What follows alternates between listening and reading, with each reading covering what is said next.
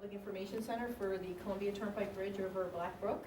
So the project team consists of Morris County. They're the project sponsor, and they were the grant recipient for inclusion in NJTPA's Local Concept Development Study Program for fiscal year 2017. We're also supported by the New Jersey Department of Transportation. They provide technical support, and they also ensure compliance with state and federal regulations. NJTPA is the grant administrator and lead public agency for the project, and the Federal Highway Administration is providing the funding for the study. So the consultant team consists of McCormick Taylor, we're the prime consultant. Amercom Corporation was responsible for some of the traffic data collection as well as the project survey and base mapping for the project. RGA is Richard Grubb. They're providing cultural resources services for the project. Trans-Systems is another sub-consultant. They provided bridge inspection, and they're also assisting or completing the alternatives development and analysis for the study. And Stokes Creative Group is responsible for website development, social media tools, and such as Twitter, and that's Brian is from Stokes. He's filming the meeting today. So the purpose of this meeting is to provide a summary of the local capital project delivery process. You could see that those are illustrated on the project boards over there. The project will follow this process from the concept development phase, which we're in now, and that'll go through this process all the way through construction. We're going to present a brief summary of the data collection effort. And then we're going to present the project purpose and need and the goals and objectives. These were developed and finalized subsequent to the first local officials briefing and public information center that were held in the spring. Then we're going to present the improvement concepts that were developed for the bridge, and our sub-consultant Trans-Systems will present the alternatives that have been developed so far. And then we're here to obtain your input regarding the improvement concepts. And we want to have input from all the local stakeholders, local residents and businesses to make sure the needs of everyone in the project area are met. So I'm going to briefly go through some of this information for the bridge. The Columbia Turnpike Bridge is located in Florham Park. It was built in 1929. And based on the data collected, it's in need of rehabilitation or replacement. This local concept development study was initiated in November 2017, and the benefit of the local capital project delivery program is that it provides an opportunity to advance the project with public input, stakeholder, and agency collaboration throughout the entire project process. Here's a project location map. We have one in the back too on a display board. You can see it's located on Columbia Turnpike just east of the Route 24 interchange. Here's an aerial map, a little bit closer in. Here's the bridge. It's very small. You might not even notice it when you're driving over it. This is the open road Cadillac. Here's Ely's Tropical Fish, and then here's the Mac Cali office building. So the local capital project delivery process, you can see here, it's also illustrated on the board. It has 4 phases: local concept development, local preliminary engineering, final design and right-of-way acquisition, and then construction. So you can see each of the tasks that are performed in each of the phases. So right now we are still in the orange phase, the local concept development. So we're basically in this phase right here, this task right here, alternatives development and analysis. So we're about halfway through, or a little more than halfway through the study. This is a little more detailed flow chart of the actual local concept development phase. It starts with data collection and then ends with the final deliverable for the study, which is the concept development report. And the main point to gain from this flow chart, you can see this community outreach bubble here. There was existing conditions and purpose and need statement. That there was a first set of public meetings that were held, and that they were held in April of 2018. And now, right now, we're in the second phase of the community outreach effort, and that's the development of alternatives, where we come present the alternatives and you are able to provide input on each of them. And then we will have a final set of public meetings later in the fall, and that will be to select the preliminary preferred alternative. So based on input we received from this set of meetings, we'll go back if we need to revise the alternatives, and then we pick the preferred, and then we present that to everyone. I'm going to talk about the bridge design and how the alternatives have been developing. There's some critical design parameters for the structural alternatives, and one of them being structural life cycle. Basically, you want to have a strong, durable, cost-effective bridge with minimal maintenance. Hydrology and hydraulics. We cannot have any floodwater increases greater than 0.4 or 0.04 feet. Another critical factor is staging. We need to maintain current traffic capacities on Columbia Turnpike, which basically means keeping 4 lanes open. Roadway geometry, we need to address all the substandard geometries, and basically that translates into a wider bridge, which would include outside shoulders. And another critical parameter is the wildlife passages, and we're going to have somebody talk about that after I present all the rest of these. So again, here's the project location with the bridge at the existing bridge site. These are the existing bridge plans, and you can see the existing cross section.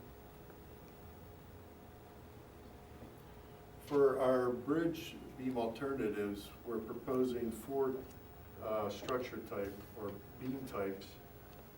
The first one here is an adjacent box, pre-stressed adjacent box beams, which will be up here. Second type that we're looking at is a spread box beam, right here. These are 2 other types here, which are accelerated bridge construction methods. This is the next beam alternative. Oops, sorry. Right here. And then the inverset alternative right here.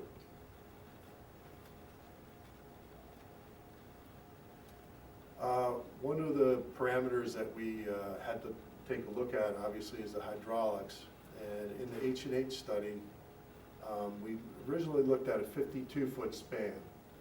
And what that was actually giving us is the elevation downstream was 0.1 feet, which is which raises it up above the flood levels existing. So that didn't work because we don't want to generate higher levels at the downstream. We went back to a 32-foot span, and it actually met the difference of 0.04 feet, and that's all the way down 650 feet beyond the bridge. So this actually met the criteria that was required to not create flooding at the downstream side. This bridge site is actually a bit unique because at the downstream is it's a natural basin for water to gather and collect, and that's kind of what is dictating that we maintain the current span. Staging, we looked at 3 staging concepts. Concept number 1 is maintaining it near the existing alignment, and because we're maintaining it within the existing alignment, that takes us to 5 stages. If we go to concept number 2, that we're able to shorten the stages by moving more than 2 lanes over, but again, that shifts us more to the south. So we took a look at that, and that gets us down to about 4 stages. If we shift the alignment to the north, we took a look at that, and that also gets us about 4 stages with the shift to the north. way these staging concepts look in the roadway plan, on the near existing alignment, it keeps it fairly short and within the existing right of way. When you go to a shift to the south, it gets a bit longer, and that affects the amount of the project limits, and it will extend it out further. And the shift to the north is equally as long. In the profile view, the staging concept number 1, there's not as much difference in the profile changes, but it does correct some of the substandard elements of that. And again, with staging concept number 2, it extends out the limits, the project becomes longer. And it's similar with the staging concept number 3. We want to show you the 52-foot span also, just as a worst-case scenario if we ended up going back to that, although we can't really do that because it would raise up the flood levels. So again, this is staging concept number 1. It looks fairly similar in the length also for concept number 2 and also for number 3. It's Walter Morris, as I said earlier, I'm an environmental scientist with McCormick Taylor. Approximately 2 years ago, the New Jersey Department of Environmental Protection amended and revamped various regulations, including the Freshwater Wetland Protection Act and the Flood Hazard Area Control Act rules. Under the flood hazard rules, we'll call them the FHA rules, that regulate impacts to the floodplain and a waterway. One of the new requirements under the flood hazard rules is that a project that proposes to construct a new bridge or reconstruct an existing bridge has to consider whether that bridge crossing may be causing fragmentation to wildlife habitat. And there are certain species that were identified, 23 total, most of them being reptiles and amphibians, and utilizing DEP data. We have to recognize whether any of these certain species, they're mainly threatened and endangered species and certain special concern species, whether any fragmentation may be occurring to the habitat on either side of the bridge. So we've assessed the project area, and in this case, there was a couple turtles that were identified, being the bog turtle and the wood turtle, within the vicinity of the project, both within 1 mile of the project. So what we did is, as part of this alternatives development, we've developed alternatives not just to provide for a waterway crossing, but also to provide for a dry shelf, if possible, adjacent to the stream, to allow the turtles to traverse from one side of the bridge to the other without having to actually cross the road and actually just go under the bridge in order to go from one habitat area to another.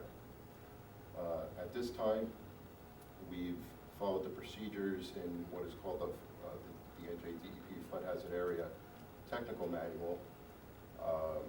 We identified the species of concern. We identified the habitat requirements around the bridge, or the habitat that exists around a bridge. And we have basically created wildlife passage maps. Suitable habitat exists for these 2 turtles. And we've developed alternatives that provide for a dry shelf on either side under the bridge so that the turtles could cross if indeed crossing is required by regulation. At this time, we've completed all of the assessment work and evaluation work required by the regulations, and that's under review right now with environmental specialists up at the DNJ, New Jersey Department of Transportation, and we're also trying to coordinate with the New Jersey Department of Environmental Protection. The outcome at this time is that wildlife crossings may not be needed, but we are seeking concurrence from the NJDOT and the NJDEP as to that finding. So at this time, we do have alternatives developed that provide for wildlife crossings, and also similar alternatives that don't include the wildlife crossing. So basically, everything is out on the table right now. It doesn't look like we're gonna need to provide wildlife crossings, but we're once again seeking concurrence from the appropriate state agencies. And here's a preliminary plan of what we have developed. Again, it's a 32-foot span, and total width is 72 feet out to out. It includes 4 12-foot lanes, 2 8-foot shoulders left and right, and also a 6-foot sidewalk on the northern side. You can see the proposed wildlife passages right here, 3 by 3, and also in plan right here. It's in accommodation right now, so if we don't need it, we can just remove it and not build it. If we do need it, it's there. Do we have any questions at this time? We can take more questions at the end too. Okay. People want to look at the plans a little bit further, and then maybe have more questions. We'll just finish this up, and then we can look at the boards. What you're looking at is several different alternatives are up here, the staging concepts, 1, 2, and 3, like you see over on the boards here. We also have a no-build, a bridge rehabilitation, and then a replacing kind. So then what we have down the side are all these different criteria. They include meeting the project purpose and need, talking about maintaining traffic, whether or not there's going to be any substandard design elements remaining. We're looking at right-of-way impacts, impacts to driveways, environmental impacts, different structural design criteria, and then we'll also be looking at costs, utility costs, construction costs, right-of-way costs. So then what we end up doing is we analyze each of the alternatives once they're finalized, and we fill out this whole matrix here, and then from there, that's how we select the preliminary preferred alternative based on whether or not the alternatives meet the purpose and need and construction costs and things like that. So as of right now, like I said, this is a draft matrix. It's not completed yet. We still have some work to do, but in the next couple months is we'll be filling this out, and it'll help us to select the preferred alternative. So the project schedule, the whole study is completed within 18 months. We have several major milestones. The purpose and need statement was finalized in July 2018. In August, September 2018, we're still developing the conceptual alternatives, and we hope to select the preliminary preferred alternative in December 2018, January 2019. From there, we can complete the final tasks, which include some cultural resources work that needs to be done once you select the preferred alternative. And then we'll be submitting the draft LCD report in approximately March 2019, and that gives time for agency review, and then to finalize the local concept development report and finish the LCD phase. That will happen by June 2019. So this is just a brief summary of the community involvement schedule. As you can see, we had the first set of meetings in April and early May 2018. This set of meetings here was August 30th, and then today we had the stakeholders and the Public Information Center. And then the final set of meetings will be fall, winter of 2018, as well as the local officials briefing, as well as the final Public Information Center. So that will be the selection and presentation of the preliminary preferred alternative. So that will be the final set of meetings for this project. We have a project website. You can see here it's www.columbiaturnpikebridge.com. It has a lot of good information on it. It has photos, meeting information, any documents that have been finalized. So you can go to the website. There's also a community input survey on there. So if you want to fill that out online, you're more than welcome to. That would be great. You can provide input on alternatives. You can also feel free to fill out the comment forms that are on the back table. We'll take all your input into consideration as we're finishing the development and the analysis of the alternatives. For those of you on social media, we have a Twitter that's @Columbia_Bridge. And the PowerPoint presentation from today will be posted on the project website, as well as a video of the presentation. So you'll be able to download a PDF document if you'd like a copy. So you can take a look at it, talk to other residents that you think maybe would be interested in the project. You can also direct them to the website. Here's the project contact information. This is also available on the website. You can send email directly through the website. You can click on a link and it'll send an email, so please feel free to send any comments that you might have. They go to the project team and then we'll respond to them. So Megan is the county contact, and then Rich Brundage is the NJTPA contact. There's their information there. Like I said, it's also available on the website. So I think that's it for the presentation. If anybody has any comments now, we can take that, or you can, please feel free to walk around the boards. We'll be here to answer any specific questions you might have about the alternatives. So that's it. So thank you very much. Appreciate it.